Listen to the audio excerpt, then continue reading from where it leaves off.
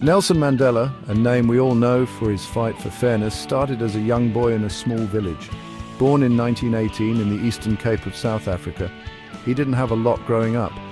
He went to a nearby school run by missionaries where he was a great student. It was during these early years that Mandela learned about fairness and what wasn't fair. He saw how unfairly black South Africans were treated because of apartheid.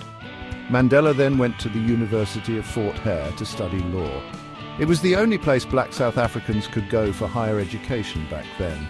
He loved learning there, joining debates and understanding the law better.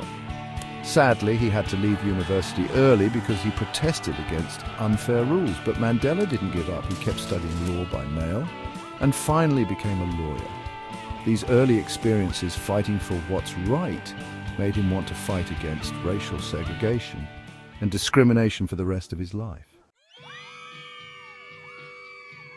Wanting to make things fair for everyone, Nelson Mandela joined the African National Congress in 1944.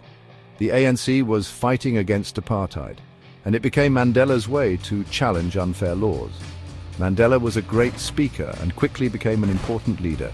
He traveled all over South Africa, getting people together and organizing protests.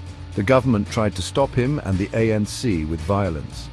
In 1960, the government banned the ANC, and its leaders, including Mandela, had to hide. This changed everything in the fight against apartheid.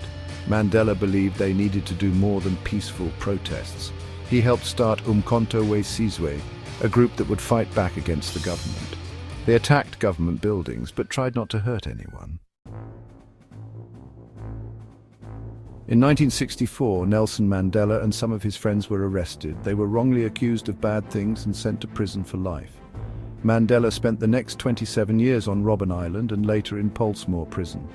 Even though prison was hard and he was alone a lot, Mandela never gave up hope. He became a symbol of hope for millions in South Africa and around the world who wanted fairness and equality. While in prison, Mandela became famous around the world. People everywhere wanted him to be free and for apartheid to end. His picture was on posters and t-shirts all over the globe, making him a symbol of fighting back. Even in his cell, Mandela gave people hope, inspiring them to fight for a fairer world. In 1990, after many years of people fighting for his freedom, Nelson Mandela was released from prison. This was a huge moment for South Africa. It helped end apartheid and create a new fair country. In 1994, South Africa had its first election where everyone could vote, and Nelson Mandela, the former prisoner, became the country's first black president. As president, Mandela focused on forgiveness. He created the Truth and Reconciliation Commission so people could talk about the bad things that happened during apartheid. He wanted people to heal and understand each other instead of getting revenge. Mandela was a leader for the whole world, not just South Africa. He spoke out against unfairness everywhere. Even after he retired, he continued his work through the Nelson Mandela Foundation, helping with education, healthcare, and peace.